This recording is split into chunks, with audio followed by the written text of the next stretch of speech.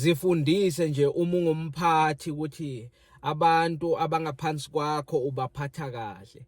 Bantu sebaze bakwetha igama, ngabe umuntu ongumama bakubiza Kwagogo Nhlefenhlefe, ngabe uyindoda bakubiza Kwa-Ramaphosa.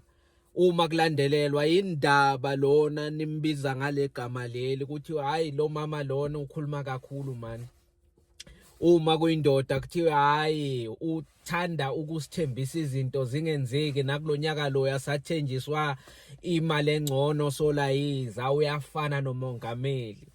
Ngisho ioffice lakho lakanokusho elisekhoneni elinabosofa nendawo yokuphuzela ikhofi balibiza ngokuthi kaSathane, ngoba kuyaziwa uma omunye wabasebenzi ake angena kulelo office uyophuma sekamunyu, sekahlengezela inyembezi umntana abantu. Makafika edeskini lakhe, the first thing ayithayiphayo ku desktop yakhe uthayipha lapha ku Google jobs near me, ngoba sofuna ukuhamba inhliziyo yakhe ibhlungu. Sekumele thina abanye abasebenza sisebenza naye sizame kumhlekisa, sisho ama jokes, sizame kumduduza, kodwa siyabona ebusweni ukuthi uphume lapha kaSathane kule office elisekhoneni sekatshelwe amagama abhlungu amenza ukuthi aluze iconfidence naye.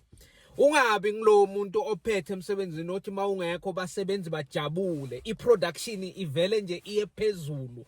Yazi kube mnandi emsebenzini, ongangena angathi hayibo kwenze njani la, kuyahlekwa.